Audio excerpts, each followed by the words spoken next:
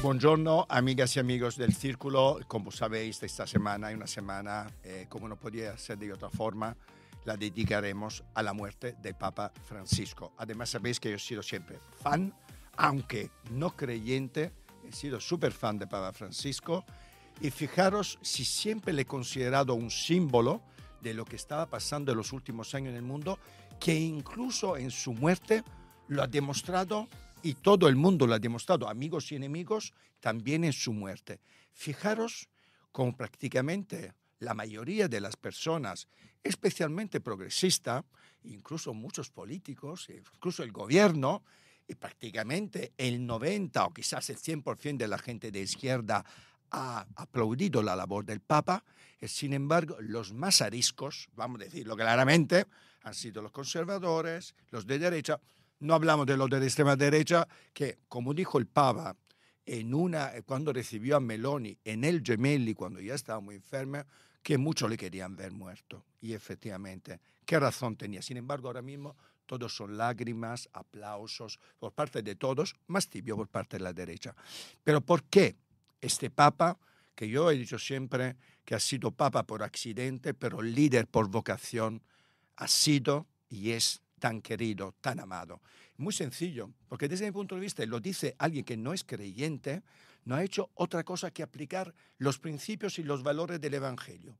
Los ha bajado en la tierra. Él, una de las frases que ha dicho que a mí me han quedado como realmente tatuada en la cabeza, delante de 1.600 sacerdotes, en el Jueves Santo de 2013, el año en el cual fue elegido, le dijo: un pastor huele a sus ovejas, huele a su rebaño. Quería decir que los sacerdotes, entre los cuales también los cardenales, tenían que estar en las periferias de las ciudades, con los que más necesitaban ayuda. El Papa ha sido el primero, después de 4 meses de su papado, en julio, el 8 de julio de 2013, su primer viaje no lo hizo en un sitio como España, Francia, Alemania, un país o ciudades donde, por supuesto, hay pobres, pero especialmente hay bienestar.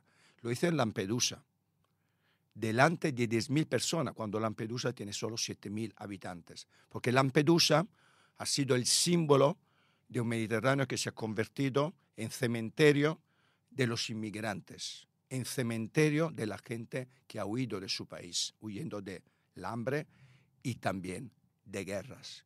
Esto ha sido este Papa. Ha sido un Papa que en su humildad y en su capacidad de inclusión de todos, blancos, negros, de derecha, izquierda, ateos, paganos, lo que sea, también ha sido tremendamente inclusivo con los gays, ha sido inclusivo con muchísima gente rechazada por la Iglesia. Todos se acuerdan esa frase que dijo en un vuelo en Air Chile, en el cual dijo: ¿quién soy yo para juzgar? Hombre, evidentemente no ha estado a favor del matrimonio gay, creo que no llegaremos a verlo, por lo menos en los próximos años, tampoco en el próximo papado, pero por lo menos ha abrazado en la Iglesia también los que no eran abrazados antes. Es decir, que ha sido un Papa inclusivo. Ha sido inclusivo también con las demás religiones. Hoy en Roma ha habido una celebración de todas las religiones juntas, hablando y rezando por el Papa. Por esto ha sido un Papa tan querido, por esto ha sido un Papa, y yo estoy seguro, y lo hablaremos muy pronto con un experto que hemos invitado, estoy seguro que sábado a las 10 veremos Roma replena de fieles, y estoy seguro que en San Pedro, en San Pietro, el Vaticano, habrá millones de personas dando el último saludo al Papa. Empezamos el Círculo Independiente de hoy. Bueno, después de esta debida introducción a mi querido Papa, que además habéis visto, yo desde el lunes estoy de luto, con mis corbatas negras, pero hoy he querido hacerle un guiño al Papa, porque también es el Papa de la sonrisa. me he puesto una corbata negra, pero con un moquitón. Un moquitón, bueno, lo que sea. Emoticón. Emoticón, gracias. Bueno, le doy las gracias a Eric Frattini. Eric, ¿qué tal? Nada, un Oye, placer. ¿por qué este nombre italiano? Porque Frattini es italiano. Hasta hemos tenido un ministro que se llama Frattini. Porque mi padre tuvo, no sé si la suerte, la desgracia, no lo sé, de nacer en una ciudad maravillosa que se llama Rapallo. Hombre, En Génova. Mi padre ¿cómo era. va a ser mala suerte? Mi padre nació en una ciudad Liguria. maravillosa, en Liguria. En Liguria. Y bueno, y todos mis abuelos son italianos y lo que pasa que, bueno, pues la familia de mi padre eran seguidores de Mussolini y después de la guerra tuvieron que irse, por supuesto, mis abuelos, y se fueron para Argentina y se quedaron ahí. Y luego, bueno, pues luego ya parte de mi familia es argentina y sigo teniendo primos en Argentina. Pues, pero todos con apellidos italianos, ya lo sabes. Sí. Además, Frattini es un nombre de esto Sí. muy italiano, Sí. muy italiano. Pues Eric Frattini es de los que más saben en España del Vaticano. Novelista, ensayista, corresponsal, analista político, asesorado incluso en grandes producciones cinematográficas que tenían que ver con el Vaticano, como Cónclave, una de las películas que más me han gustado y de la que hablaremos también con Eric. Pero es que además está a punto, veréis en pantalla la cubierta de este libro, de publicar un libro que se llama Cónclave, la Iglesia después de Francisco. Pues Eric, ¿qué nos puede decir de la Iglesia después de Francisco? A ver, ¿cómo? Va a ser muy complicado. Benedicto le dejó un dardo envenenado a Francisco, a Bergoglio, cuando renunció, con unas directrices muy concretas que supuestamente las hablaron entre ellos. Uno de ellos era la reforma de la Curia Vaticana. Por supuesto, no se habló de absolutamente ningún tema más doctrinal porque Benedicto no era defensor de esos cambios doctrinales tan bruscos que tú alguno has citado durante la presentación, ¿no? Y Francisco, yo creo que ha muerto con esa espinita clavada que esos grandes avances que se veían. Yo cubrí el cónclave de las congregaciones, primero cubrí las congregaciones y luego el cónclave del 2013, cuando Francisco salió a la ventana, al balcón de San Pedro, y todos vimos, yo no tengo que decirte que yo no soy católico, lo fui, además estoy criado. Yo también lo fui. Estoy criado. Hasta monaguillo. Sí, yo no llegué a tanto, pero bueno, estudié en un colegio religioso en Madrid, ¿no? Y bueno, aquel hombre que decía que llegaba del fin del mundo, que todos lo vimos como algo que posiblemente sería bueno para su pontificado, ¿no? No estar afectado por, como dijo una definición que dijo el propio Benedicto XVI, la curia es la gangrena de la Iglesia, llegó a decir. Yo creo que todos los que esperábamos que avances en la Iglesia, Francisco ha muerto, hoy le hemos visto, y no ha cumplido lo que él pretendía. Entonces yo no estoy de acuerdo tanto en el titular del Diario de la República. El titular del Diario de la República dice: ha muerto Francisco, un papa reformista. Yo le hubiera corregido el titular diciéndole: ha muerto Francisco, un papa que quiso ser reformista. Pero no lo ha sido. Pero no lo ha sido. Finalmente. Y bueno, hay muchos temas que están pendientes. Hay muchos temas. Contigo. No, uno de sus, tú sabes que uno de los primeros, una de sus primeras batallas era: él no ha resuelto el tema del divorcio, de los divorciados, siguen estando fuera de la Iglesia Católica. No solamente los no divorciados, pero que se casan con divorciados. No solamente los divorciados, que son católicos, que están fuera de la Iglesia, porque la Iglesia de hoy, la Iglesia que estamos hablando ahora tú y yo en pleno siglo XXI, la Iglesia les dice que no pueden comulgar porque una vez que tú te has divorciado no puedes tener relaciones con esa nueva pareja que tú tengas, ¿vale? Así está la Iglesia. Y Francisco no consiguió esa reforma. Luego ya podemos hablar de que aquello le provocó, él no lo hizo bien, intentar esa reforma no la hizo bien, la hizo por debajo, y aquello provocó una reacción en cadena muy dura para él, ¿vale? Que luego, si quieres, lo hablamos. Él no ha solucionado el problema del LGTBI, no lo ha solucionado, para nada. Pero ha pedido perdón, por ejemplo, para los casos de pederastia, que probablemente no es muy relevante, pero para mí pedir perdón por algo... Bueno, ya lo hizo Benedicto XVI. Tú sabes que Benedicto XVI fue el que abrió la puerta. Fue el que abrió la puerta, es verdad. Fue el hombre que dijo: oye, yo no voy a poder porque yo ya estoy muy mayor. Hazlo tú. abro las ventanas y que ya sea otro el que lo haga. Sí. Efectivamente. Eso fue la directriz que marcó, digamos que es Benedicto quien comienza a castigar duramente a los cardenales y a los obispos que habían protegido los casos. Digamos que esto ha sido una continuación. Francisco ha sido durísimo, ¿eh? Ha sido durísimo con el tema de la pederastia. Muy duro. Que eso lo bueno que tiene es que va a ser una línea continuista. Es decir, el próximo papa se le va a exigir. Por supuesto. Se le va a exigir que continúe con esa línea, ¿no?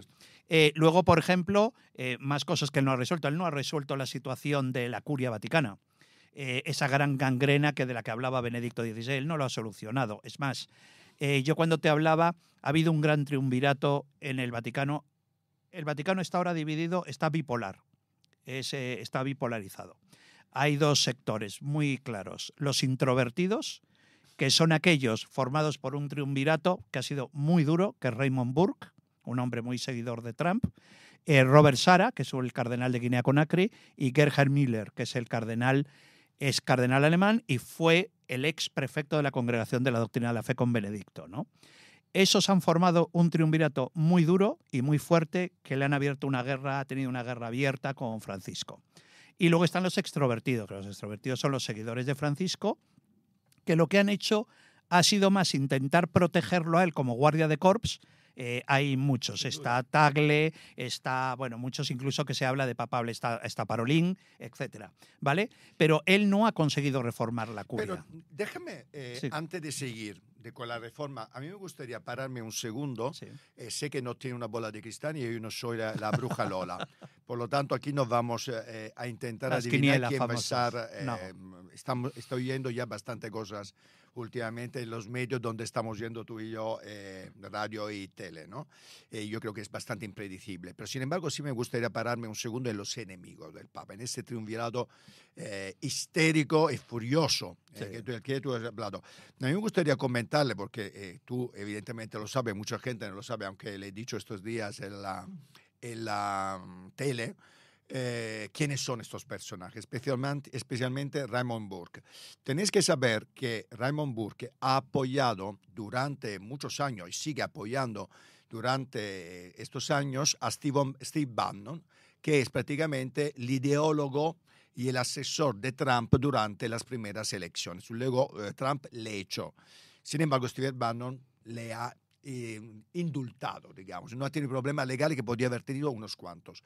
Pero para entender quién es este Raymond Burke y también quién es Steve Bannon y lo que ha intentado hacer en Italia, en 2016, hace 9 años, compró con licitación por 100.000 euros una de las cartujas más espectaculares que hay en Italia, que es la cartuja de Trisulri, que es una cartuja brutal, que tiene un tamaño, no sé si como el Palacio Real, pero casi, la compró por 100.000 euros para montar ahí el Instituto Dignitatis Honorae, que es este instituto que montó este señor o intentó montar. Nada más y nada menos que la central de la extrema derecha mundial. Es decir, intentó montar un instituto que tenía como objetivo formar a todos los nacionalistas, imperialistas, neofascistas, llamarlo como queráis, cada uno le pone los nombres, pero tenía que ser este centro su templo al lado del Vaticano, porque está a 130 kilómetros. Muy cerquita. Y el señor Burke, este señor del triunvirato del que está hablando Eric, evidentemente apoyaba a Steve Bannon y por lo tanto a Trump. Es decir, que para mí es el demonio. Pero eso es papable. Y Steve Bannon le provocó además un serio problema porque la última confrontación abierta que tiene Burke con el Papa Francisco, que es por lo que el Papa Francisco lo echa del Vaticano, lo echa del piso famoso de donde vivía Raymond Burke, lo echa porque se entera Parolin que Raymond Burke ha organizado un curso un ciclo de conferencias donde Steve Bannon ha dado a un grupo de cardenales, muchos de ellos que van a entrar en el cónclave en unos próximos días, les ha dado un curso de temas ideológicos, etcétera, ¿no? Sí. Y entonces aquello le provoca una guerra abierta al Papa Francisco. Para saber además cómo acabó la historia de la cartuja, el Estado italiano en el gobierno anterior, no el actual de extrema derecha, consiguió en 2021, después de 5 años de batalla legales, arrebatarle a Steve Bannon el Instituto La Cartuja, que volvía al Estado italiano gracias a las peleas, a la lucha de Nicola Zingaretti, que era el ministro de Cultura. Es decir, que ahora mismo la cultura, la Cartuja, podéis estar tranquilo, ya es de nuevo del Estado italiano. En este instituto Pero maléfico no te preocupes, está en marcha. no te preocupes, porque no me creo que Steve Bannon esté con los brazos cruzados. Ah, no, por supuesto, pero por lo menos no nos ha arrebatado una cartuja maravillosa. No, vale, pero bueno. Que la bonita que es. Pero no, bueno. pero no creo que Steve Bannon se haya quedado tan tranquilo. ¿Crees que tienes oportunidad? ¿Tú crees, sin hacer nombres, y sigues de hacerlo, los haces, ¿tú crees que estos tres pueden tener alguna posibilidad? No, son muy mayores. Primero porque hay otros candidatos que podrían ser más peligrosos. Por ejemplo, Peter Erdo, el cardenal Erdo, Hombre, que es el cardenal húngaro, que es el primado de Hungría, señor. que tiene una magnífica relación con Orbán. Tiene una relación muy, muy estrecha con Orbán. Ese podría ser un poco más problemático de cara al cónclave, al futuro y tiene cónclave. posibilidades, por lo que dicen. Bueno, yo creo que los 135 tienen posibilidad. Estoy de acuerdo, incluso los españoles. Perdón, 133, porque van a entrar 133 en el cónclave. Han caído dos. Ha caído con el cardenal Cañizares y el cardenal Vučić, el cardenal primado de Bosnia y Herzegovina, ¿no?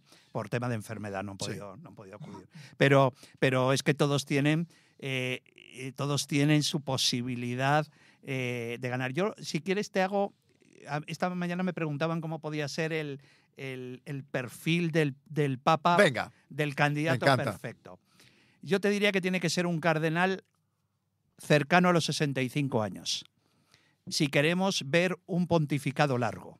Es decir, no puede haber un cardenal que sea elegido con 75 años, porque ya suponemos otra vez que será un papa de 12 años, plazo. 15 años. Que eso, claro, con la mentalidad que vemos de las democracias occidentales decimos 15 años, eso es muchísimos años. Pero es que para un pontificado es muy corto.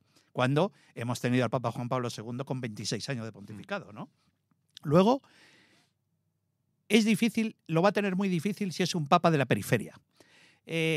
La periferia es lo que hablaba Francisco, pero Francisco, en un primer momento, cuando habla de la iglesia de la periferia, él lo hace un poco con la idea de descentralizar el poder de la Iglesia.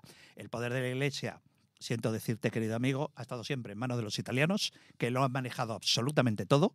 El poder, tú ves los principales dicasterios y prefecturas vaticanas, está todo en manos de italianos.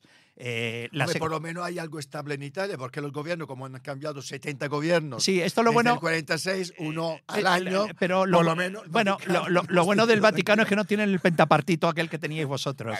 Pero bueno, eso no ha existido. Pero tiene que ser un papa que controle la maquinaria vaticana. Y para eso tiene que ser un hombre, digamos, que conozca la maquinaria vaticana desde dentro, la curia vaticana. No puede ser un cardenal que venga de África, no puede ser un cardenal que venga de Filipinas, no puede ser un cardenal que venga de Brasilia. ¿Por qué? Porque va a tener los mismos problemas que ha tenido Francisco. Francisco, los problemas de que él no ha sido el papa revolucionario que todo el mundo opina que creen que sí, yo creo que no. No controlaba. Yo creo que no, sencillamente porque no controlaba la maquinaria. Y la maquinaria, tenemos una expresión en España, no sé si existe algo parecido en Italia, que decimos que la maquinaria vaticana se le subió a la chepa a Francisco. Luego, por ejemplo, otra reforma que quedaba pendiente, que se lo pidió personalmente Benedicto, fue el sistema económico, el sistema financiero vaticano, y no lo ha conseguido tampoco.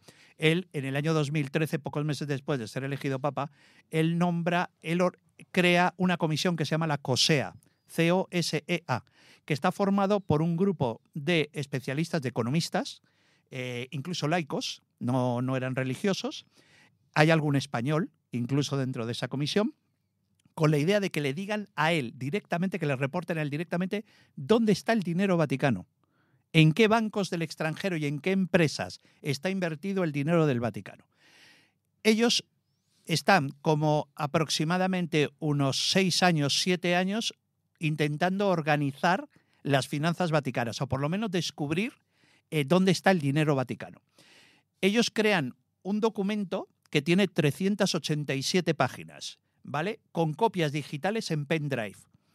El día anterior a entregárselo al sumo pontífice para explicarle dónde está el dinero, se deposita en una cámara acorazada en un edificio fuera de los muros del Vaticano, en un edificio vaticano, pero fuera de los muros del Vaticano. Y misteriosamente, esa misma noche se retira la vigilancia de ese edificio y alguien entra con un soplete, revienta la cámara acorazada y se lleva absolutamente todo el informe y todas las copias digitales de ese informe. Y ahí acabó la labor de la comisión financiera que había creado Francisco. Pero esto, yo no te hablo de la Edad Media, no te hablo del Renacimiento. De hace pocos años. Te hablo del 2023, 2022, 2023. Y conseguí las fotografías por la policía italiana, las fotografías de la cámara reventada con los sopletes.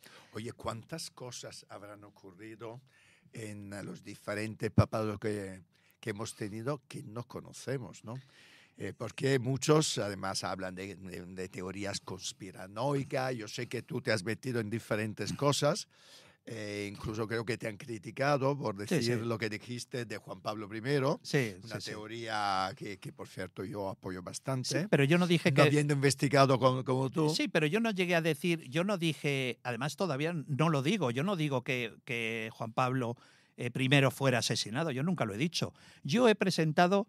Pero tuviste cuestiones. Presentaste unas cuestiones normales. Bueno, presenté principalmente el certificado de defunción de Juan Pablo I y conseguí un documento firmado por Renato Buzzonetti, el médico papal, donde dice le hemos hecho 2 autopsias al cuerpo del sumo pontífice.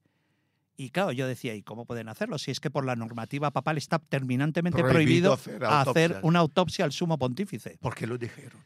Pues no se sabe. Por ignorancia, por tontería. Bueno, tú sabes que Luciani, antes de ser papa, él era el patriarca de Venecia. Claro.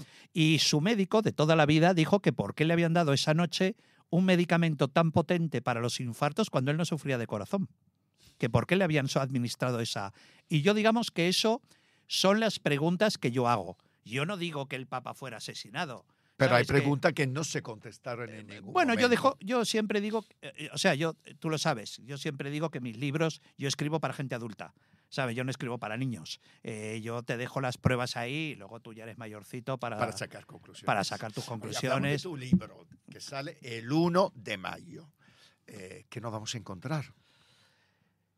Bueno, es un recorrido... Sin hacer demasiado spoiler, pero bueno. No, bueno, vamos a contar. Es un cónclave, la Iglesia después de Francisco comienza un poco antes, unos meses antes del cónclave de Benedicto XVI, donde comienzo a hablar sobre... la palabra era fuerte, yo ese capítulo no lo iba a titular así, pero el cardenal primado de Bélgica me dejó que lo titulase así, y te explico por qué. Hay un capítulo que se llama La mafia de St. Gallen. St. Gallen es una población que hay en Suiza donde se reunía de forma secreta cardenales y obispos del sector progresista de la Iglesia. ¿Vale? Te estoy hablando en la época cuando es el final del pontificado de Juan Pablo II y se iniciaba el posible cónclave, donde no se sabía quién iba a ser. Había muchas quinielas que decían que probablemente era Ratzinger, pero no se sabía. Y entonces este grupo secreto solamente se podía asistir si un miembro de ese grupo de St. Gallen te invitaba, ¿vale? Y yo conseguí todas hasta las decisiones que se habían tomado en el grupo de St. Gallen. Que el grupo de St. Gallen funciona como una especie de Club Bilderberg, pero de la Iglesia, ¿vale? Entonces, ahí es donde se empieza. Uno de los líderes, tú lo conoces, es Carlo Maria Martini, el famoso papable arzobispo, toda la vida, todopoderoso arzobispo de Milán, jesuita, el arzobispo Carlo Maria Martini, que era el que lideraba el grupo de St. Gallen. Y entonces un día sale una biografía del cardenal Reich, que es el cardenal primado de Bélgica, donde le preguntan: se rumorea que usted forma parte de un grupo secreto de presión del sector progresista dentro de la Iglesia y que van a presionar para elegir un candidato en la próximo cónclave. Y entonces él, en una entrevista en televisión, empieza a decir: bueno, eso es más una reunión de amigos, donde intercambiamos ideas, no es un grupo de presión, es más como una mafia entre nosotros. Lo dijo él, y yo entonces cuando titulé, digo, caray, pues si lo ha dicho el cardenal voy a titularlo así. Y se llama La mafia de St. Gallen. A partir de ahí yo hago todo un recorrido por lo que ha sido el pontificado desde el punto de vista político, ¿vale? Me meto en cuestiones doctrinales, pero más desde el punto de vista político. Es decir, cuando yo te hablaba, por ejemplo, del tema de los divorciados, ¿no? Él crea un documento que se llama la Etitia, que es un documento espectacular, donde él intenta meter en el pie de página 157 un párrafo donde se habla de la posibilidad de los divorciados. Ahí se toca el tema de los divorciados, pero él lo mete en una nota de pie de página. Y yo pregunto, ¿qué se cree el sumo pontífice? ¿Que los enemigos del Papa no van a leer las notas de pie de página?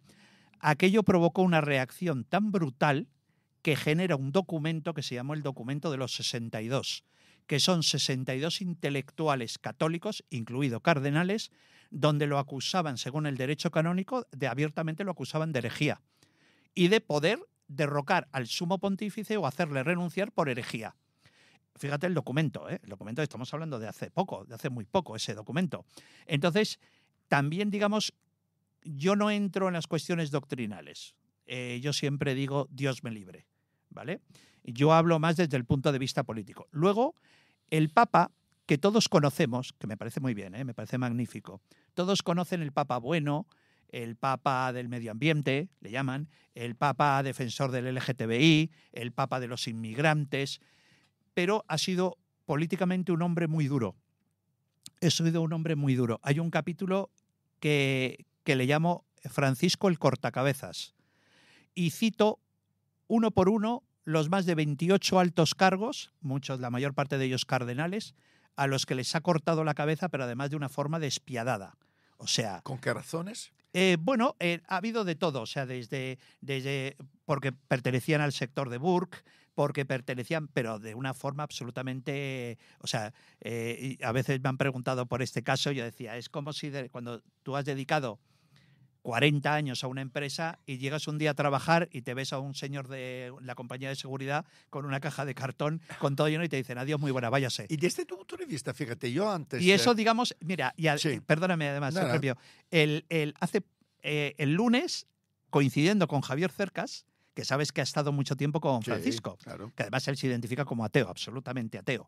Y él y yo coincidíamos en ese punto, que es la cara de Francisco que no se conoce. Pero fíjate, pero te das cuenta cuántos ateos hemos, si no trabajado juntos, somos admiradores de ese señor.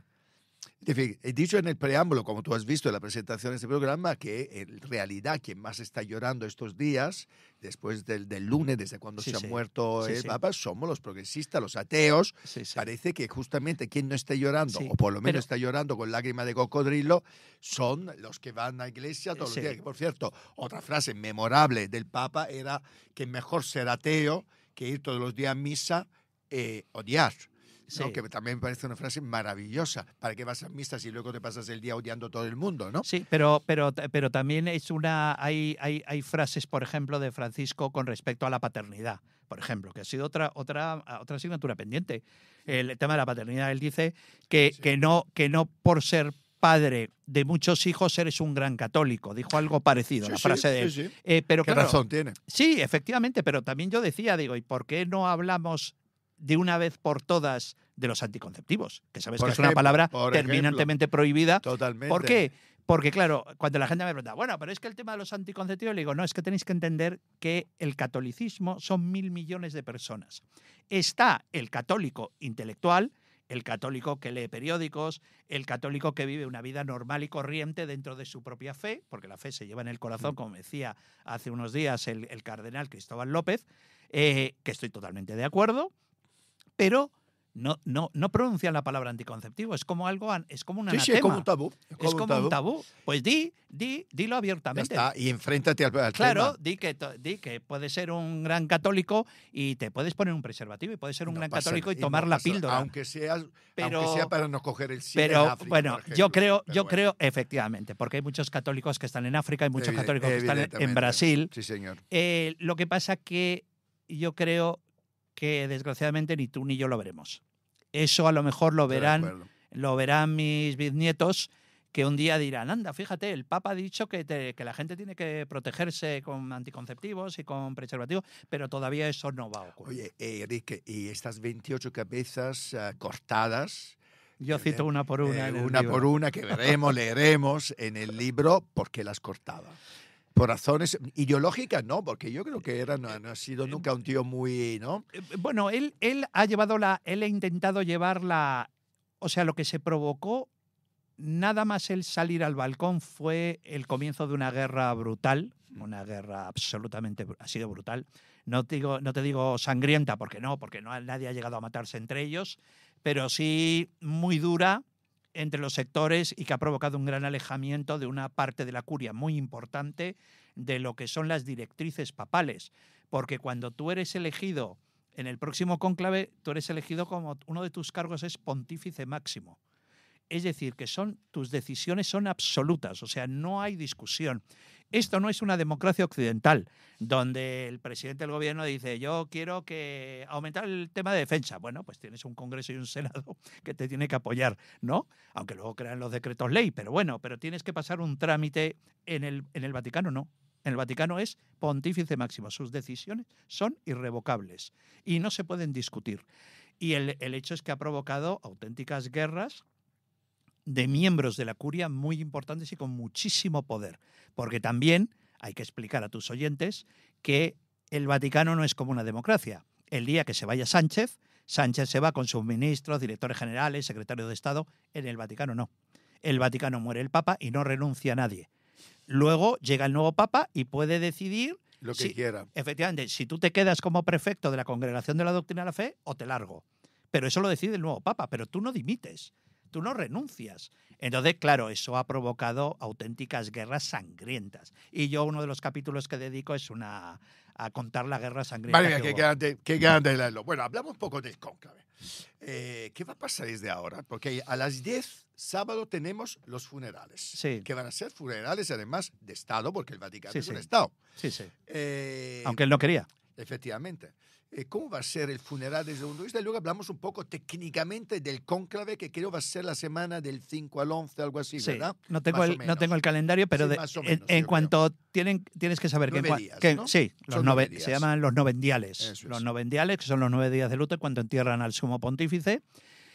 Pero por otro lado, de forma paralela, están las congregaciones generales. Cuéntanos qué son las congregaciones, porque Sí. creo que tiene más peso casi, Claro. es donde se cuece el bacalao, ¿no? Un Más que en el cardenal, cónclave. el cardenal Monteiro de Portugal, me llegó a decir un día una frase que me dijo: cuanto más congregaciones, menos fumatas.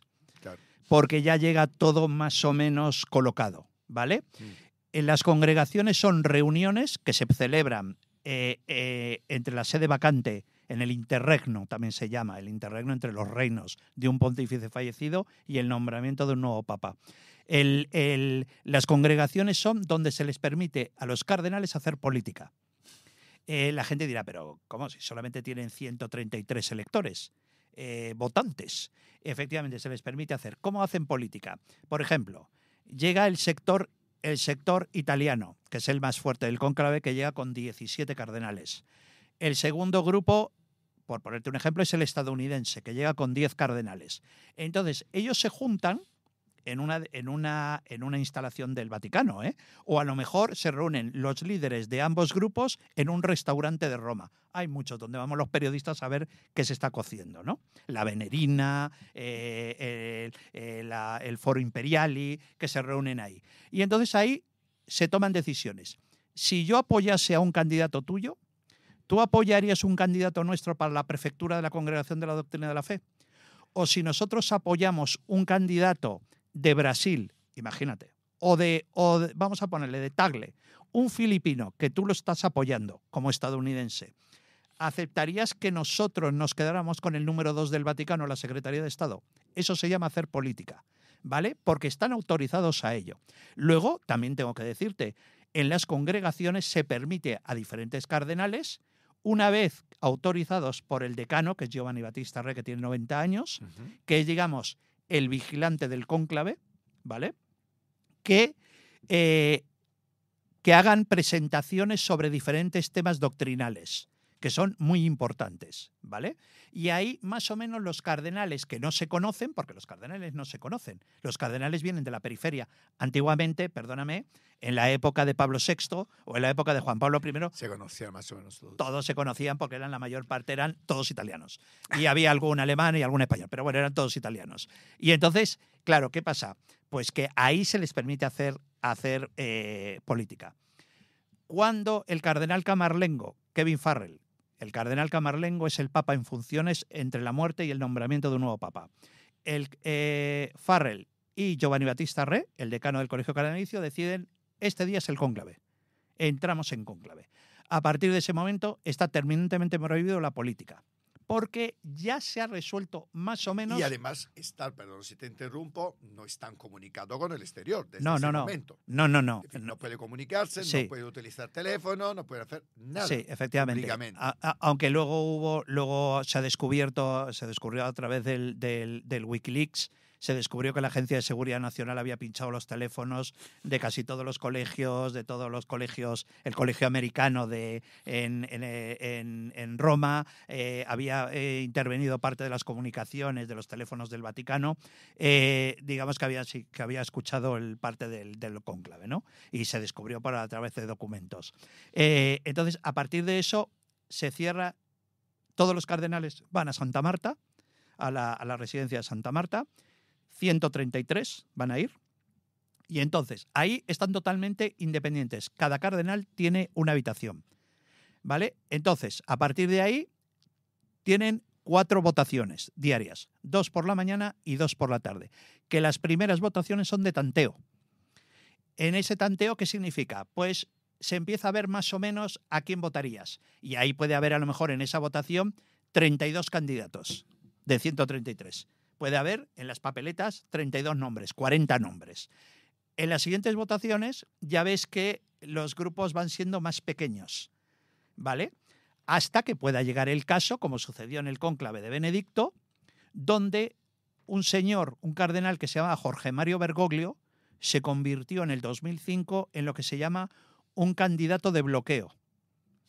El candidato de bloqueo, ¿qué es? Que su grupo que le apoya, el grupo de cardenales en cónclave que le apoya, es tan férreo que impide que cualquier otro candidato pueda tener los 2/3 de votos del cónclave. Entonces, eso es un problema. Claro, estamos en el siglo XXI, no los vamos a mandar sin baño, como hubo algún papa del Renacimiento, que los tuvo sin baño y sin comida hasta que votaran, ¿no? Aquí no vamos a hacer eso. Pero sí que hizo que Bergoglio tuviera que decir a su grupo, por favor, dejen de apoyarme y voten, por favor, por el cardenal Ratzinger como sumo pontífice. Es decir, que fue Bergoglio quien permitió que Ratzinger fuera elegido papa. Y hablamos un poquito de tu papel de asesor a grandes producciones cinematográficas, como El Cónclave, que es una peli maravillosa, yo creo de las mejores que he visto este año, que además ha estado nominado a los Oscar, ha ganado algún Oscar, quiero decir, es una peli espectacular. ¿Qué papel tuviste ahí? ¿En qué asesoraste pues mira, a la dirección de la pues peli? Mira, esto empezó como una diversión. Primero empezó con una producción, me mandaron un guión de una película que se llamaba El hombre de Roma, que era la adaptación de la novela de mi querido amigo Arturo Pérez Reverte, La piel del tambor, ¿vale? Que yo, digamos, lo hice por diversión, porque nunca lo había hecho, digo, pues venga, me voy a mirar el guión, entonces ahí empecé a corregir. Aquello provocó que una vez recibo de una productora que se llama Lionsgate, es una de las grandes productoras de cine de Hollywood, me manda un guión para ver si me lo podía leer. Y yo dije, bueno, pero leérmelo, ¿para qué? Y dice, no, a ver qué te parece, marca lo que tú veas que te destaca. Y esta película se llamaba El exorcista del Papa, que la protagonizó Russell Crowe, que era sobre la historia un poco del exorcista del Papa de Gabriel Amorth, el arzobispo, el obispo que fue uno de los grandes exorcistas del Vaticano, oficial del Vaticano, ¿no? Me divirtió muchísimo, no cobré un duro, pero me divirtió muchísimo hacerlo. Aquello provocó que la misma productora me mandó luego El exorcismo, una película también protagonizada por Russell Crowe, donde yo ahí intervine menos porque era un poco más fantasiosa e intervine menos. Y finalmente, en el 2023, fue en enero del 2023, yo recibo una petición de Lionsgate con un con un proyecto que el proyecto no tenía nombre, se llamaba Cónclave, que luego ha sido el nombre original de la película, donde me pidieron que empezara a marcar las cosas que a mí me chirriaban técnicamente, ¿no? Y digamos que yo me centré más en las conversaciones entre sacerdotes y cardenales, pues les decía, es que esto tenéis que cambiarlo. Un sacerdote jamás se va a dirigir a un cardenal de la Iglesia Católica. Esto es como el ejército, les explicaba yo. Le digo, jamás un sargento le va a decir, oye, tío, que a un cardenal de la Iglesia Católica. Un cardenal de la Iglesia Católica jamás habla de forma como hablamos nosotros coloquialmente. Un cardenal, y mira que he conocido a muchos cardenales, hablan de forma más introspectiva, de forma más filosófica, pero incluso aunque sean gente muy cercana, pues son gente muy cercana. Y entonces empecé a corregirles. Entonces, mis correcciones de cosas que había que cambiar iban a Jon Straub, que le han dado el BAFTA y luego recibió el Oscar de la Academia, ¿no? Y entonces, Jon, lo que no aceptaba, lo quitaba directamente. Y lo que aceptaba, me mandaba un ayudante de guión para que yo le explicara por teléfono por qué deberían cambiarlo. Y entonces así empecé. Qué bueno. Y me divertí mucho y la verdad es que me han pagado mucho dinero, no, que no me escuché en la agencia tributaria, pero me han pagado mucho dinero, me lo he pasado muy bien, aunque no me hubieran pagado, lo hubiera hecho, porque me lo pasé muy bien. La peli ha ganado tanto dinero. No, pero bueno, yo me han pagado muy bien, No les ha arruinado. Me ha pagado muy bien. Esto que no te vas a mojar diciendo quién va a ser el elegido, ¿no? Además sabemos que casi siempre los que intentamos adivinar nos equivocamos. No, esto es de la famosa frase de el cardenal que entra papa sale cardenal. Efectivamente. Y el cardenal que entra cardenal sale papa. Lo peor que podemos hacer es decir, no, va a ser Tagle, el filipino. No, va a ser Parolín. Mateo Zuppi, el cardenal de Bolonia, el cardenal primado de Bolonia. Es lo peor que podemos hacer. A mí me gusta mucho Pizzaballa. A mí me encanta el patriarca de Jerusalén. El patriarca porque además tiene 60 es un personaje. Años, súper joven, es un personaje. Sí, pero la poca gente lo sabe. Una mala leche que te mueres el obispo de Ulan Bator, que es un cardenal italiano, es un cardenal italiano que tiene 44 años, creo. Sí, que eso sería verdaderamente revolucionario. Hombre, sería un tipo, además es un tío que viene de las visiones, que viene con una visión de lo que es el mundo y que lo nombró Francisco para una comunidad, porque yo no lo sabía, que en Mongolia hay una comunidad de 300 católicos. Y ha sido gracias a este hombre, que fue como misionero porque le gustó el país y se instaló ahí como religioso. Luego ha ido ascendiendo al episcopado, el obispado, y luego Francisco lo nombra cardenal. Qué maravilla. Sí, entonces claro, bueno, yo creo, desgraciadamente, que tú y yo no lo veremos, ¿no? ¿Sabes? Conviene que te leas la introducción de mi libro. Porque yo estoy deseando tenerlo en las manos. Te va a encantar porque la introducción de mi libro, te voy a contar, hago un retrato, empiezo contándote un relato sobre los grandes papas de la ficción. Pues el Papa Cirilo de las Sandalias del Pescador. Entonces te empiezo a hacer un retrato de esos papas tan ideales en películas como Las Sandalias del Pescador o como novelas que han sido novelas de Morris West, ¿sabes? Que luego, digamos, muchos de esos características son, digamos, lo que nosotros podríamos decidir cuál querías que fuera tu papa ideal, ¿no? Entonces empiezo a... Es decir, das un poco los ingredientes para que cada uno se haga su papa ideal. Claro. Oye, me encanta. Pues Eric, como sé que tienes prisa, aquí acabamos todas las entrevistas con un minuto de oro, como si fueras un político que está presentando un programa electoral a sus votantes. Esta es tu cámara y me gustaría que en este minuto hagas y digas lo que te apetezca, vender tu libro, lo que quieras. Bueno, por supuesto que compre mi libro, Cónclave, La Iglesia después de Francisco, editado por Espasa. Yo espero que Espasa se dé bastante prisa, sacarlo a la calle. Ya tenemos la portada y todo, que la habéis visto. Pero aparte de eso, yo te diría que el mensaje sería que aunque he dicho que yo no soy católico, sí que he sido educado en las raíces cristianas, ¿no? He sido educado en un colegio religioso. Y sí que tenemos que tener claro de que todos hemos sido criados en las raíces cristianas, donde tenemos que ser bueno con la gente, tenemos que ser generosos, tenemos que no nos odiemos tanto. No sé si es un discurso que sería perfecto para un papa, ¿no? Y que deseo que el papa que llegue intente presionar de mejor forma a aquellos líderes políticos que están generando guerras, como Benjamín Netanyahu en la Franja de Gaza, como Vladimir Putin en Ucrania, como Maduro en Venezuela, o Daniel Ortega, que está violando los derechos humanos constantemente en Nicaragua, ¿no? Pero que las críticas sean exactamente iguales, para un lado que para otro. ¿Tú crees, perdona si te interrumpo, tú crees que en esto Papa Francisco ha fracasado? Sí, Parolín. Parolín puede hacerlo. No, es que Parolín ha sido quien ha sido muy tibio con las... Vale.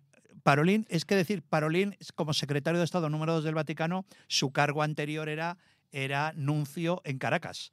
Un hombre que ha tenido una relación bastante estrecha con Chávez. Decir, que no ha tenido valentía y probablemente el Papa no ha tenido valentía para exigirle más. El Vaticano siempre te dice que en su política exterior, luego te contaré una anécdota que me contó un cardenal, en su política exterior ellos dicen que han sido muy tibios y muy callados porque eso les permite hacer relaciones diplomáticas y ayudar a la gente perseguida políticamente.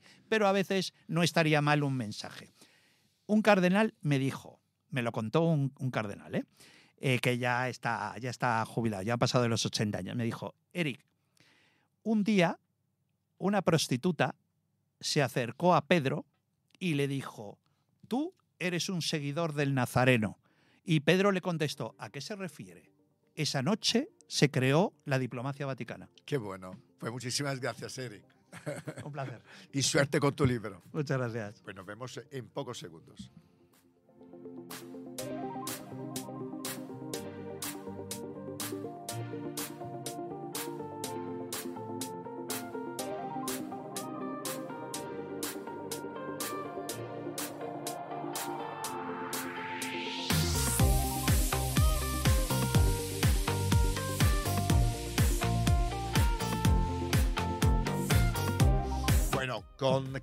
Con Eric Frattini hemos hablado de este libro maravilloso, Cónclave, hemos hablado del Papa Francisco, que adoro, como sabéis, a pesar de ser creyente, pero otra cosa que sabemos de Papa Francisco, y aquí tengo un emoticón con una sonrisa a pesar de estar de luto, es que tenía mucho sentido del humor y utilizaba mucho la sonrisa como arma de liderazgo.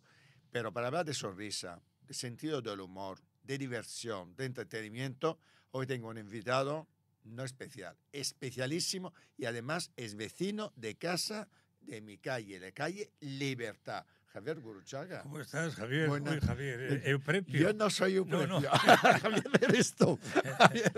¿Cómo estás? Pues estoy muy bien, estoy muy contento de venir a este sitio además y poder charlar. ¿Qué te parece el sitio que tenemos? Un lujo. Desde abajo parece otra cosa, eso que yo vivo en un ¿verdad? Antiguo convento de monjas. Sí, señor, sí, señor. La vista es preciosa. Oye, Javier, no podemos no empezar esta entrevista con una pequeña, no sé si dedicatoria, ¿no? Porque no sé si eras fan o no de Papa Francisco, sí. Pero me gustaría saber qué opinabas tú de este señor maravilloso que nos ha aterrizado los valores, ¿no? Sí. Voy a ser muy escueto, pero vamos, muy sincero. Hacía tiempo, de verdad, que no me caía un papa tan bien. Recuerdo que cuando era niño me llamó la atención Juan XXIII, porque entonces yo era muy crío, me recordaba también un poco físicamente, era esa cara redonda a mi abuelo, Demetrio, a uno de mis abuelos, y bueno, pues me caía bien Juan XXIII, pero se murió, yo cuando tenía 5 años se murió, en el 63. Y entonces todos los demás papas han sido como fríos, como distantes, incluso ya si vas a las imágenes de archivo, pues ya ni te cuento lo de Pío XII, encima colaborador de los nazis y otros para ahí, pues ya ni te cuento. Y este papa tenía esa capacidad seductora, era como una especie de párroco recordaba al párroco de la catequesis, sí. El de organizar cosas, de pueblo, de barrio, de cerca. Y esa cercanía y luego ese sentido del humor y bueno, yo creo que se hizo ganarse a todo el mundo, creyente o no creyente. Era un señor en una postura, en una posición de poder importante, sus opiniones eran interesantes, a veces no eran escuchadas, a veces igual tardaba en pronunciarlas, pero bueno, ni color, ¿no? Por ejemplo, el anterior Papa, con todos mis respetos a todos, por supuesto. Benedicto XVI pues era un hombre que, en fin, quería dar la Iglesia otra vez en latín, ponerse de espaldas o sea, era como volver al siglo XVI. Y bueno, ya Juan Pablo II ni te cuento. No, es una diferencia muy grande, muy entrañable, y fue muy sorpresa para mí el que le viera yo en el día del domingo, cuando la bendición Urbi et Orbi, y al día siguiente que se había muerto. Sí. Entonces, a mí me pilló la tele, estábamos todos en yo shock. Me quedé Estábamos en el completamente shock en cuando shock, nos llegó la noticia. sobre todo porque una persona pueda desaparecer, todos, ¿no?, en un momento, en un pispás. Sí, además porque estaba enfermo, estuvo muchos días ingresado, Sí, pero había sí. salido y efectivamente el domingo, aunque dijo una cosa el domingo, mira, yo me fijé mucho en una cosa que dijo, cuando dijo que los papas no se tienen que morir en un hospital. Digo, uy, ¿esto nos está diciendo alguna cosa? ¿Por qué nos está hablando ahora Que de...? dijo que se tienen que Sí, que morir. no dijo, los papas, hablando un poco de su enfermedad, Sí, sí. que lo tuvo ingresado, dijo, los papas nunca se tienen que morir en un hospital, se tienen que dormir en su casa, Sí, yo en su creo caso que, en Santa Marta. sinceramente, Yo creo que él lo mi sabía. opinión es que él estaba peor de lo que Sí, parecía. yo creo que también. Y era el día de resurrección de Cristo, y no podía quedarse en la habitación del hotel, o del hotel del hotel, bueno, sí. Bueno, de Santa donde Marta, él vivía, de Santa como un Marta. hotel, me refiero, de su residencia, me estoy Sí. refiriendo. Y entonces él salió, hizo un esfuerzo, y era curioso, le observabas la cara, Sí, no estaba y bien. tenía una cara como de que, en serio, con todo mi respeto, como si le iba a dar algo. Sí, Es decir, sí, los sí, ojos sí. estaban como mirándose. Sí, de hecho hay un análisis que leí ayer en el Corriere della Sera en el cual habla de estas fases anteriores a un ictus y cuenta un poquito La forma de porque tenía bendecir, los ojos, la forma de enfosados. bendecir tan pequeñito, tan No como estaba si bien, no estaba bien. no estaba Y horas bien. después pues le dio el ictus. A mí me dio mucha pena, sinceramente, porque era muy de abajo, muy de cerca. Era un buen hombre. Era un Era buen hombre. Otra Oye, cosa es que no pudiese hacer todo lo que podía o estaba en mente hacer. Bueno, y luego además por medio tenemos una película que yo recomiendo a todo el mundo verla, y que es muy necesaria verla para tener un punto de vista más conocedor, que es Cónclave. Yo creo que Cónclave hay que maravillosa. verla. Sabes que antes que tú, Y en sí, este sí. programa, tendrás la entrevista del autor de un libro que se llama Cónclave y Sí. del que ha Robert- trabajado con... Robert Harris. No, Eric Frattini, que es el que ha Pero ayudado Robert en la Harris dirección. es el autor, ¿no? Es el- Sí, pero Eric es el que ha ayudado en la parte técnica del cónclave, para que no se No se equivoque, prácticamente, ya, no se ya. equivocara en todos los detalles técnicos. Pero bueno, hablamos de ti. No, pues Cantante, un papa que me ¿eh? gustaba mucho, me caía muy bien, y me recordaba, ya para terminar, físicamente, la cara también hace mucho. La cara Sí. era una cara afable. El actor inglés, Christopher, Finney. ¿cómo Se llama? Finney, el ¿no? el que le hizo en el cine, ¿cómo se llamaba?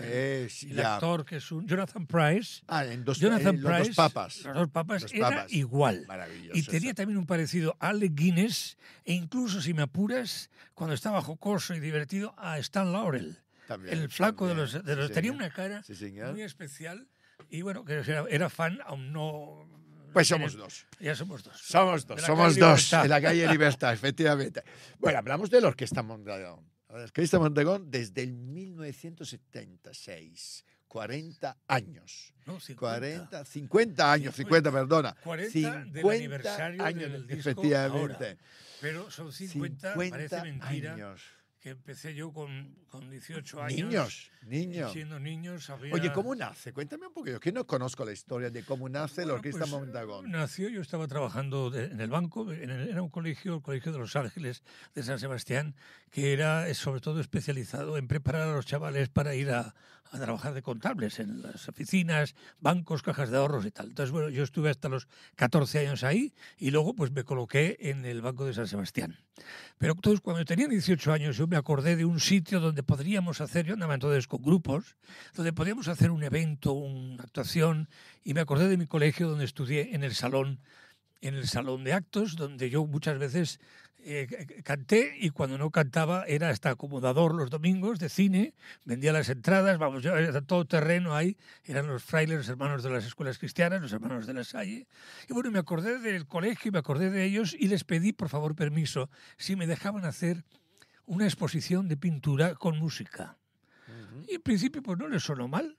Y me dejaron el sitio para hacer un día de junio del año 76, un concierto, un desfile de moda, de cuadros en este caso, con música detrás.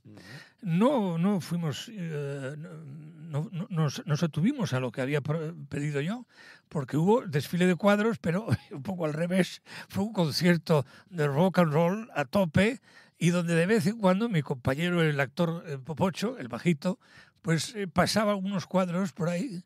Bueno, y ahora a continuación, cada media hora, tenemos a Pedro con el modelo tal, y pasaba unos cuadritos, los paseaba, y con esa excusa cumplía la palabra de que había cuadros, pero era un concierto de rock y enseguida llamaron escandalizados. ¿Pero quiénes son esos gamberros? Pues es un antiguo alumno que ha montado una cosa, ¿qué tal? Y así fue en el año 76, con 18 años. Bueno. Yo acababa de ver a los Rolling Stones en Barcelona, en su primer concierto. Me quedé impresionado. Yo quería hacer en espectáculo, quería parecerme a los Rolling Stones, ¿no? Y así empezó esta aventura, que viene primero de un programa de radio, una especie de jam que se creó, de humor, de música, de improvisación, y lo pusimos en práctica en distintos colegios, en distintos salones, y fue al principio, cuando empezó todo, un 30 de junio del 76, y luego ya le dimos una continuidad. Pero empezó de un programa de radio en el colegio donde yo estudié, y con la animadversión y que ha hecho este hombre de todo el barrio. Era la parte vieja de Donostiarra, pero bueno, es un recuerdo de hace 50 años. Pues fíjate que yo el 28 Perdóname de marzo... si me he alargado. el 28 de marzo estuve en tu concierto para celebrar estos 40 años. Yo flipé. No solo por la calidad del espectáculo, porque sin hacerte la pelota fue maravilloso. Maravilloso. Y estaba especialmente mi marido, que además es un experto de música, mucho más que yo.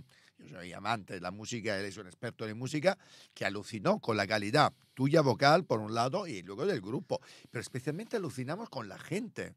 Además que estaba sold out completamente, lleno total.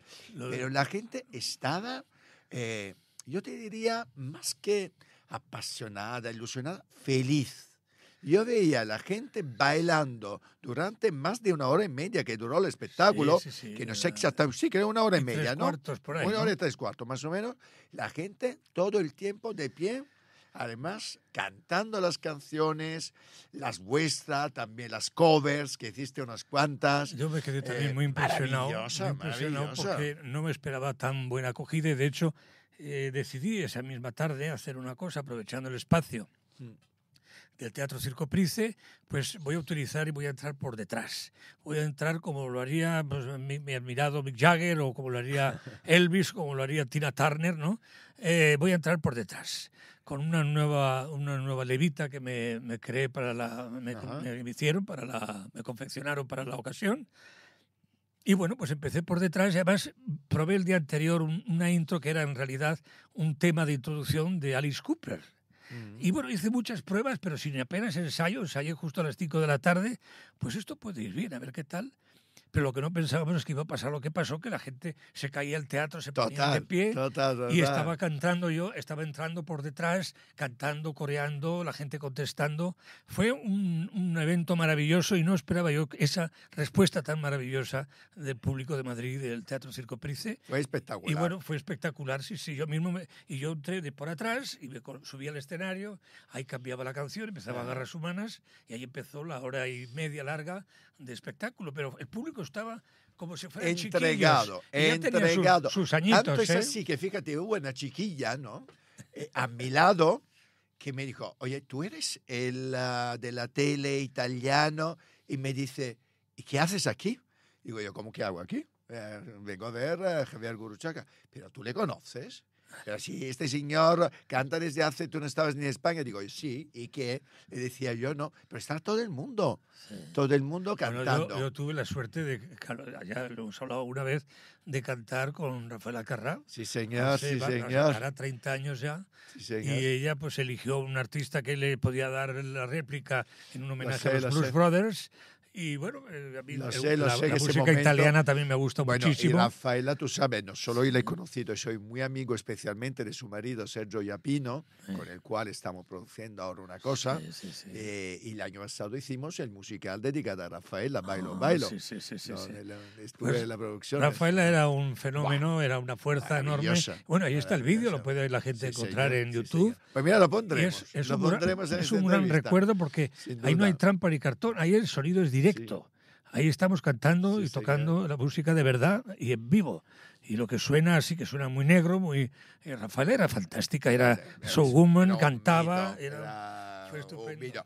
Pero Rafaela era showgirl, cantante, actriz, todo. Pero tú también, porque, claro, repasando un poco tu carrera, yo, por ejemplo, no sabía, perdona la ignorancia, que tú habías hecho 30 películas. Sí. Trabajando con Almodóvar, Berlanga, has ganado 2 Goya. No, 2 nominaciones. 2 al nominaciones, Goya. vale. No gané, no. Nominación. Era por 2 Presentador de películas. viaje con nosotros, Sí. lo leo, para no 2 faltarme nunca. películas fundamentales en mi carrera, que ha sido El Rey Pasmado, que hacía de Conde Duque de Olivares. Sí, señor. Y luego Triano Banderas en El Barón de Benicarlés, en la famosa novela de Valle Inclán, y ahí hice 2 papeles que me nominaron para el Goya. Fue una Sí, gran señor. satisfacción, ¿no? Sí. El Oye, cine y con- 30, con- pero ha habido de todo. Ha habido películas Bueno, mejor no recordar, otras buenas, como por ejemplo estas, de Manuel Uribe y de Con Berlanga. Fue un placer Oye, trabajar. ¿y qué película mala no te gustaría recordar? Bueno, Por hay curiosidad. algunas por Así ahí. vamos a verla. Hay algunas por ahí que son malitas, pero en fin, mejor no recordarla. Bueno, esto ya ni me pasado. acuerdo. No me Mira, acuerdo. esto pasado no puedes renegar de nada. Oye, Javier, y de tantas facetas, de todas las cosas que has hecho, ¿qué te queda? ¿O qué te gustaría? ¿Qué proyecto te gustaría? Porque tú tienes ahora este proyecto que tienes en marcha ahora, que espero lleves por todos lados. Esta es una gira alrededor una gira del que homenaje a los 40 años señor. de Rock and Roll Rock and Roll Circus. Circus. Rock and Roll Circus se hace, ponemos el mismo nombre de un disco de los Rolling Stones, que entonces no Ajá. estaba editado.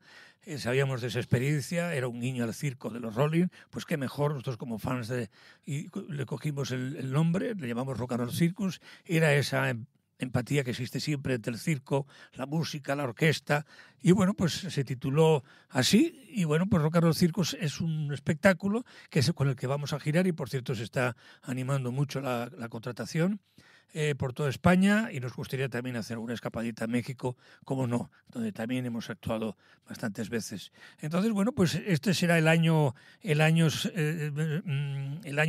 Rock and Roll Circus. El año que viene, eso suena ya un poco duro, suena un poco fuerte, son los 50 años. No me hace bueno. ninguna gracia No, el hombre, hacer hombre, 50 años de es un carrera, logro extraordinario. pero vamos a eso, lo celebraremos también, ya buscaremos alguna... Por supuesto. Queremos sacar un disco nuevo, queremos hacer un musical también. Y bueno, no sé, por querer, Un hay musical muchos planes con vuestras canciones, canciones. Es sí, un buen como si proyecto. fuera un viaje Qué bueno. en tren, maravilloso. Bueno, en fin, son muchas ideas, a ver si se ponen en práctica. Bueno. Yo estoy ahí con conversaciones con Juan José Afonso, Ajá. que es un director de teatro canario maravilloso, y estamos a ver si buscamos productores, o sea que igual te Muy te bien. llamo para tenemos que hablar. para que Tenemos hablemos. tenemos Pues es que un hablar. musical con nuestras canciones, articularlo como se ha hecho con otros músicos, Por de otros supuesto. grupos donde ha habido musicales Por con las supuesto. canciones, ¿no? Y también has hecho mucha televisión. ¿Te gusta la televisión actual? Mucho. La ¿Mucho? actual. La actual. No me has dejado. Pero no me gusta mucho. No me gusta mucho. Si te soy sincero, no me gusta mucho. Veo poca televisión. Veo los informativos por estar un poco al día, pero tampoco son. En fin, hay de todo, pero veo poco. La tele. Además, a la hora de ver una serie, una película, a mí las películas me gustan enteritas, que comiencen y que acaben. No una serie que se eterniza y que se nota claramente que está estirado con chicle Sí, unas para que cuantas sea series, un sí. negocio. Entonces no le veo tanta gracia. Por ejemplo, esta serie, fíjate que soy súper fan de Robert De Niro, donde él hacía una serie como presidente de Estados Unidos, pues la he dejado porque es que se nota claramente que está Que la están estirado. estirando. Entonces, esa fórmula no me entusiasma, no me vuelve loco.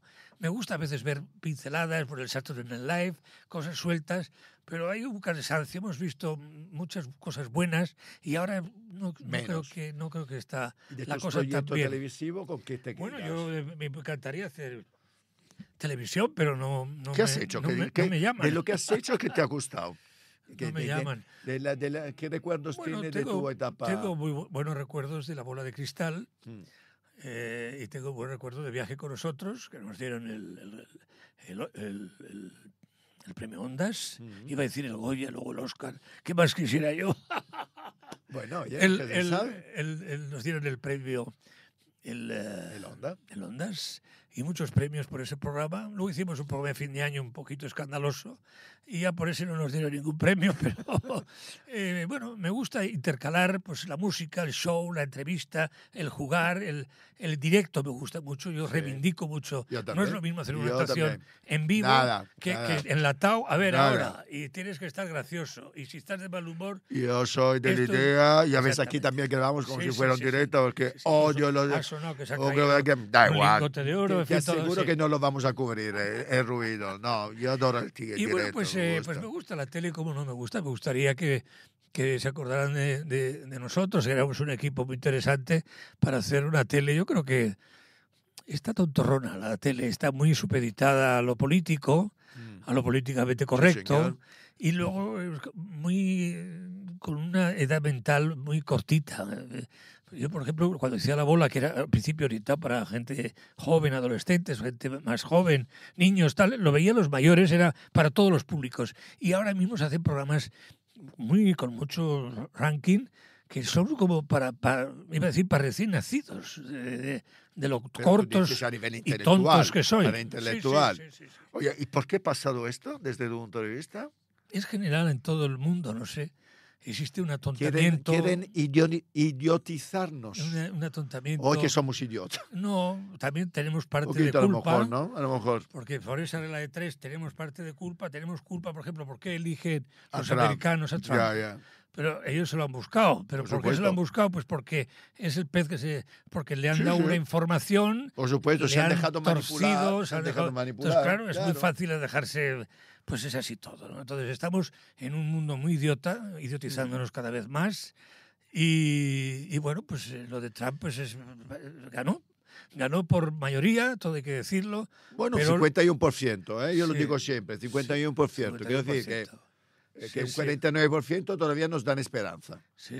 ¿No? Yo lo que creo es que sobre todo ganó, pero es que además engañó. Porque hombre. Ahora incluso, a pesar de que su programa era muy extremista... Aquí lo puedes decir, Vamos, yo lo llamo facha todos los días en este programa. Muy extremista, él ha hecho una política, él se está queriendo consagrar como un emperador, como un rey. Eliminando la democracia.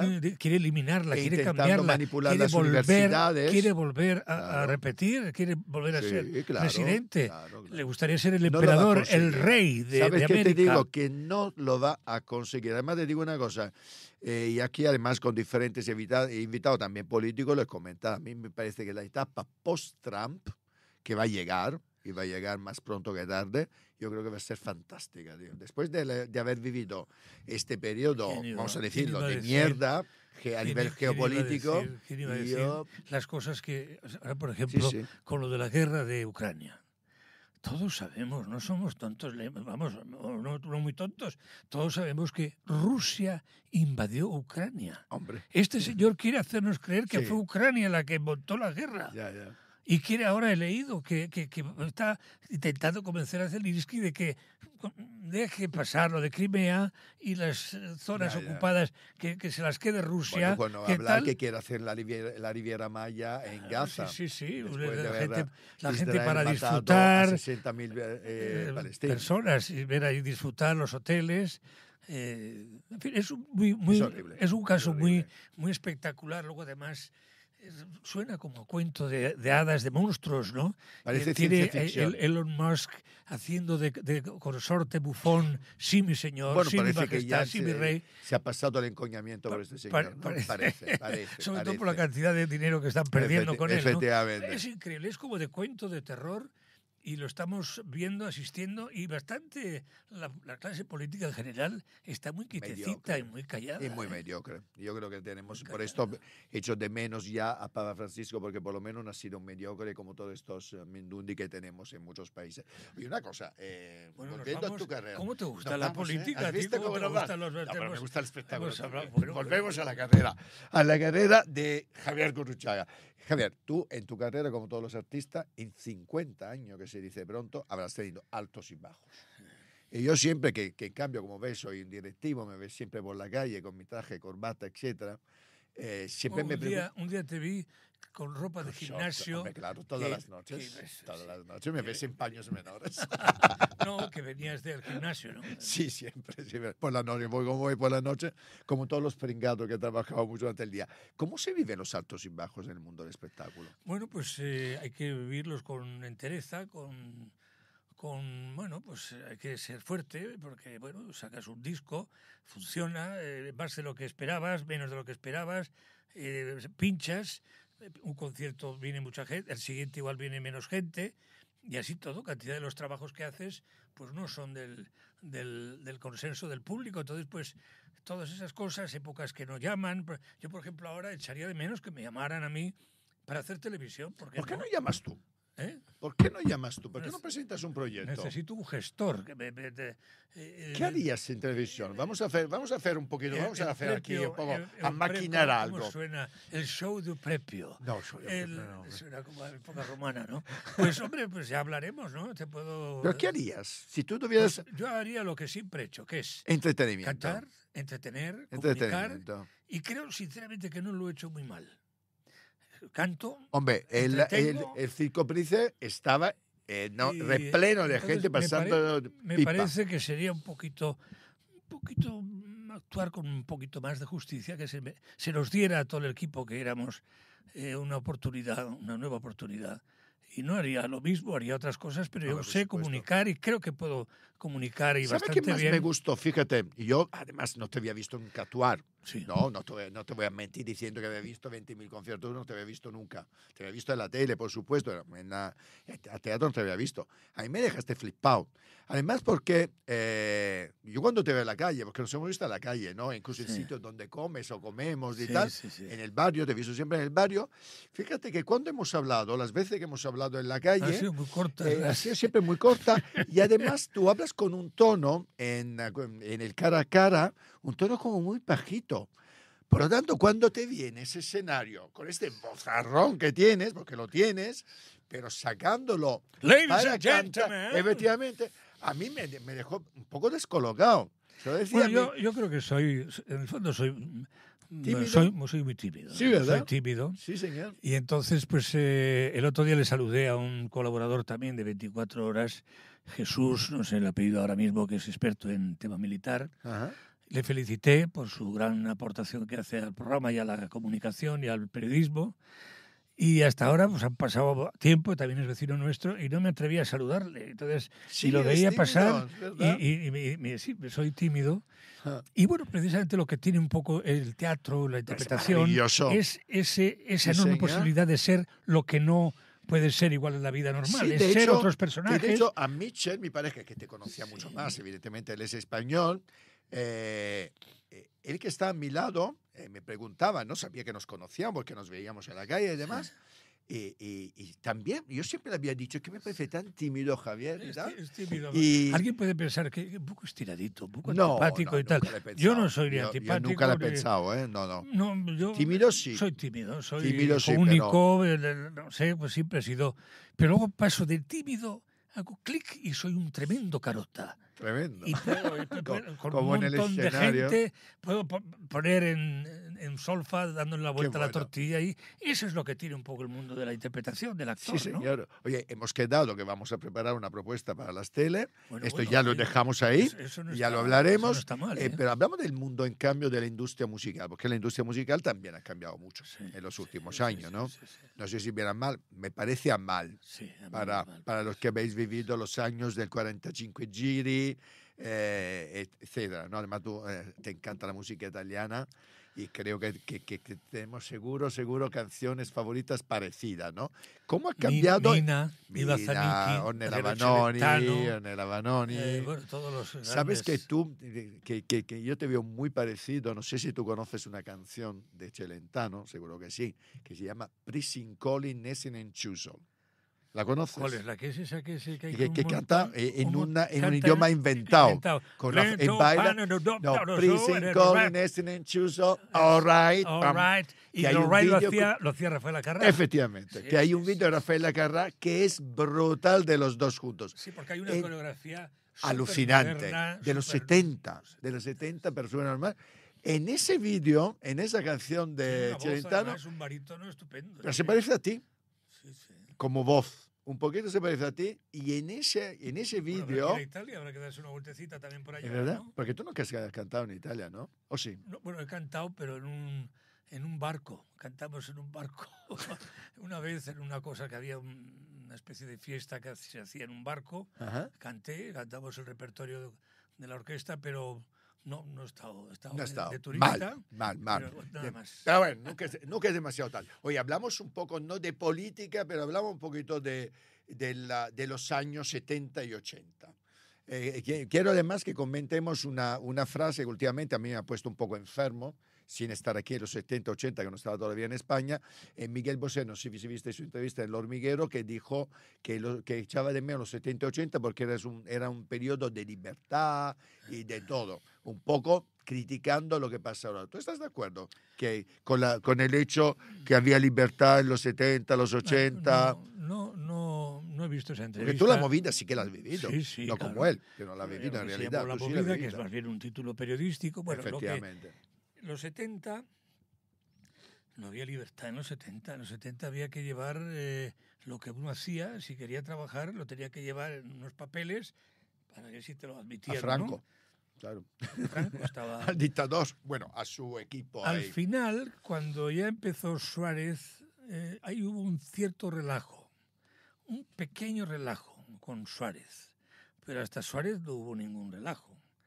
En cuanto a la exigencia de la censura y tal, yo tuve alguna canción en el programa, en el 79, en el programa Aplauso, que lo dirigía entonces José Luis Uribarri, que era un muy buen profesional, pero de la época y de del todo, sistema. quiero decir, Del del sistema. sistema, pues nos hizo cambiar enanos azules bailan con las nubes en vez de se follan a las nubes. O sea que había todavía una especie de pequeña censurita, pero era muy poca cosa, porque yo empecé a hacer precisamente el fuerte de la Mondragón, era los subversivos que éramos. Hombre, por supuesto. A nivel de puesta en señor. escena y tal, y eso fue en el 76, Sí, señor. 77, o sea, acababa de morir Franco, todavía estaba muy... Hubo una... pero todavía no, todavía hasta el año 81 hubo censuras y hubo cantidad de prohibiciones y cantidad de cosas. Luego los 80 fueron felices 80, ¿no? Fueron una gran década, se notaba unos cambios, se Y a notaba nivel una... musical también. Y ahora hemos pasado por a otra etapa, es donde todo que se cree que se ha sido demasiado permisivo, ahora no hay que ser tan permisivo porque eso no está bien correctamente, se insulta, se falta, y ahora hemos pasado un proceso inquisitorial de signo contrario. Y estamos ahora censurando otros aspectos con unos argumentos más que dudosos, y son de una sociedad y de una lectura pues fascista. Es una lectura orwelliana, 1984, estamos volviendo a lo que estamos volviendo, es decir, ¿quiénes están gobernando el mundo? Pues está Trump, que es heredero de Mussolini, y así Putin, bueno, sobre todo Trump, Mussolini, y bueno, todos los Bolsonaros y todos estos es el mismo patrón, es otro modelo. Y está ahora tiene que la gente que leer nacionalista y 1984 y estamos volviendo a los da miedo decirlo, pero hay que decir, a los nazismos.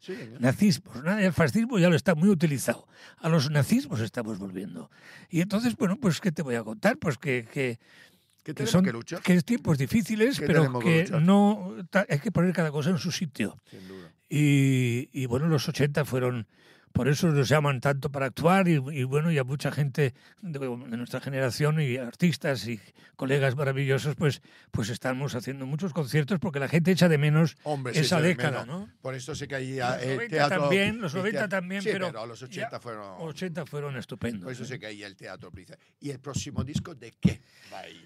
Bueno, para acabar la entrevista necesito saber el próximo disco me gustaría que tuviese canciones viejas, nuevas, canciones en el estilo de siempre. Yo ahora no me imagino yo cantando con todos mis no vas a hacer respetos. reggaetón. No me imagino cantando reggaetón, ni tampoco la Jota Navarra, ni la Jota aragonesa, ni me veo por tampoco favor. A lo mejor una pizzica, una tarantella. Pero la Jota Navarra no. Sabes que también toqué con Renato Carosone. ¿Qué dicen? Joder, eso sí que es una exclusiva. ¿Qué dices? Compadre. Y él al piano y yo cantando. ¿Eso no lo has visto? No. Lo tengo Renato Carosone, sí, sí. Bueno, una canción sobre los muertos y con mucho humor negro, ¿no? Pues eso, tendría humor negro, el disco. Y bueno, pues quiero que sea también la base para soportar un musical. Y seguir girando y seguir actuando. Es una gran idea, ¿eh? Lo del musical es una gran idea. Yo creo que tenemos muchas anécdotas, muchas canciones que serían muy populares, son muy populares y que la gente viajaría. Sería como una especie de viaje fantástico, flashback. Una especie de regreso a los 80, regreso al pasado, al futuro, a lo que quieras. Bueno. Pero en clave de cómo entras al teatro, entras en un autobús, en un tren, en un avión. Es un viaje alucinante, muy la línea de Alicia en el País de las Maravillas. Pues ese juego es lo que queremos para el año que viene. Mola. Bueno, Javier, aquí acabamos. Eu prepio. ¿Me vas a dedicar una canción? Eu prepio, Me encanta. Oye, encuéntrame a mí un papelito en el musical. Yo encantado. Voz no tengo, pero bueno. Me tienes que encontrar el productor sin esto, los productores. Yo te productor y tú me contratas. Y tenemos que hacer el programa para la televisión. Venga. Para la televisión el programa prepio. Vamos a quedar ya. Mira, esa es tu cámara. No, espera, no se ha acabado. Esa es tu cámara. Aquí dejamos siempre un minuto de oro, como si fueras un político que está preparando las elecciones generales. Esa es tu cámara, dile a tu público lo que te da la gana. Bueno, yo diría, esa es mi cámara, yo diría, es difícil emularlo y difícil, aunque en algún momento fue criticado como un discurso excesivamente redicho, no sé qué, tal. Yo intentaría repetirlo porque era muy bueno el discurso que hace Charles Chaplin en El Gran Dictador, el discurso final, cuando habla de libertad, nosotros que vivimos en la calle Libertad, cuando no la hay o se está perdiendo, y cuando hablan pues de otros ismos que aparecen por ahí, pues eso, que no hay que olvidar que necesitamos vivir, que tenemos que vivir en libertad, en solidaridad, en paz, que no haya guerras, que no nos cambien la historia, que no nos la cambien, no nos la trufen, que hay mucho mentiroso, que no seamos tan mentirosos, y un poco el discurso de Charlotte en El Gran Dictador, pues habría que volverlo a repasar, porque 90 años después seguimos volviendo a las andadas. Un siglo después estamos volviendo un poquito a las andadas y hay que tener cuidado. O sea que nada más, un beso muy fuerte y viva vosotros y viva la Orquesta Mondragón. Hombre. Y viva Javier Gurruchaga. Y desde Javier Gurruchaga, desde la calle Libertad, desde la Orquesta Mondragón, nos vamos a Londres para conectar con Julio Bruno, que nos va a hablar, como no, de política internacional. Gracias. Gracias, muchas gracias.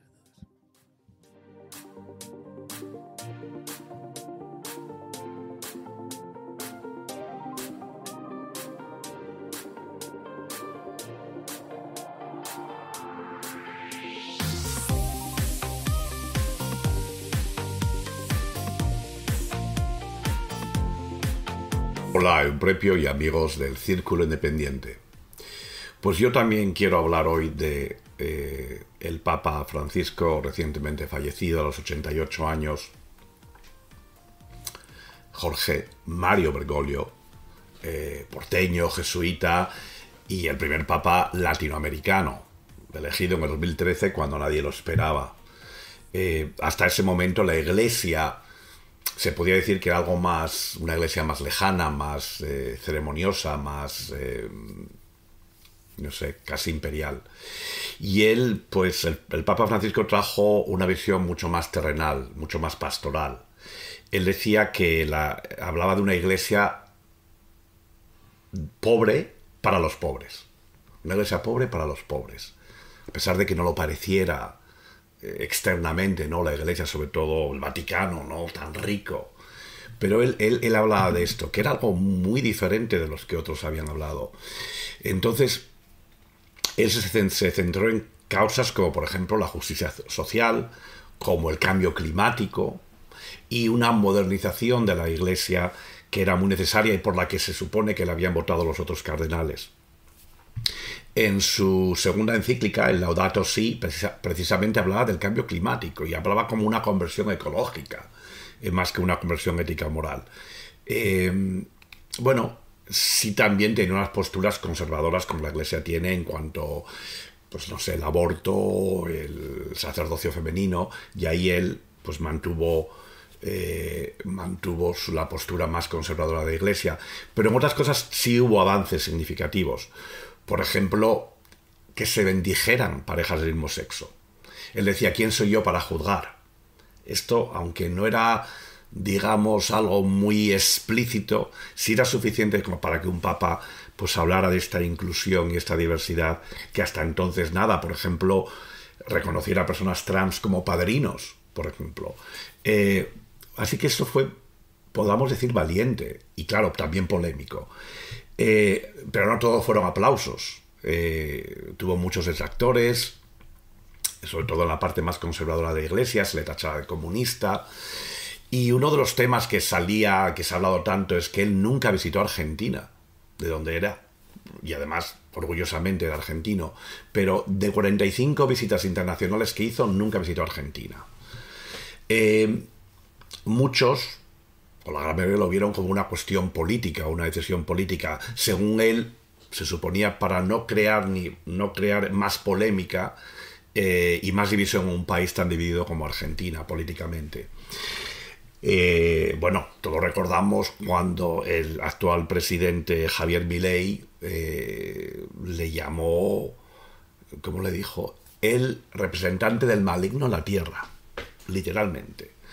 Lo acusó de comunista, de colectivista, y bueno, pues eran dos visiones totalmente diferentes. Entonces, a que el señor Milei lo llevó a un apartado político, y en fin, la Iglesia intenta mantenerse fuera de la política, pero está dentro de la política. A nivel internacional tuvo polémica también, porque, por ejemplo, la guerra de Ucrania y de Gaza, él hablaba de la paz, el diálogo, la negociación, pero había una especie de equidistancia que es tan difícil, porque él no condenó a los agresores, nunca lo hizo, ¿no? Quizá porque él entendía que tenía que traer a la gente junta, pero esa tibieza, que no solo él se ha visto en todo el mundo, pues quizá, bueno, pues hubo gente que no lo vio como algo, bueno, lo vieron como algo tibio. Y no sé si quiero abrir yo aquí una puerta ahora a otro tema, pero bueno, ¿cuál es la posición del cristianismo y de la Iglesia Católica, por ejemplo, frente al avance del Islam en Europa? Francisco, el Papa Francisco, también fue claro. Él apostó por el diálogo.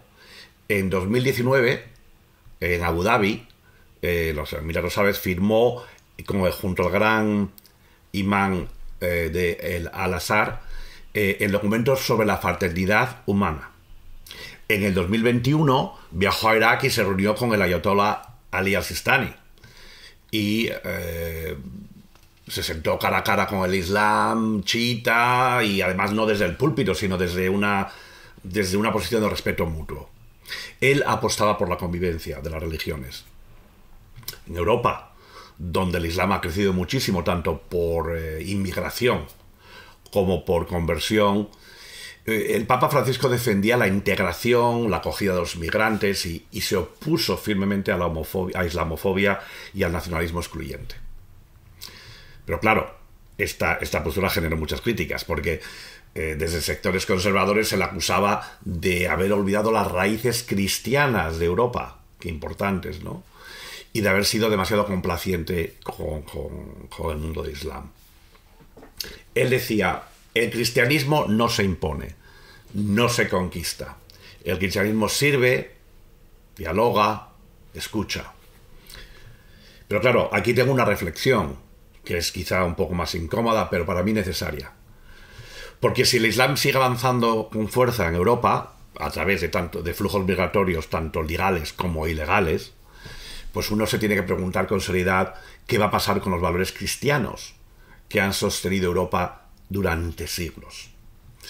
¿Qué ocurre cuando esos valores, la igualdad, la libertad individual, los derechos de las mujeres, la protección de las minorías, entran en contradicción con ciertas interpretaciones tradicionales del Islam? ¿Qué pasa cuando la integración de estas religiones no es el objetivo, sino la imposición, en el caso del Islam. Porque seamos honestos, hay sectores dentro del mundo islámico que no buscan convivir, sino que quieren transformar, que no quieren ese pluralismo, sino una hegemonía de sus ideas religiosas. Y Europa, en su intento de ser tolerante, porque son los valores que hemos defendido siempre, pues está cediendo terreno, está diluyendo su identidad, está renunciando a su alma. Y esto más tarde o más temprano va a traer conflicto, y ya lo está haciendo. Las civilizaciones no se derrumban de golpe, se deshacen cuando dejan de creer en sí mismas. Y tal vez, solo tal vez, eso es lo que está en juego ahora. Así que dejo la reflexión. Gracias y buena suerte.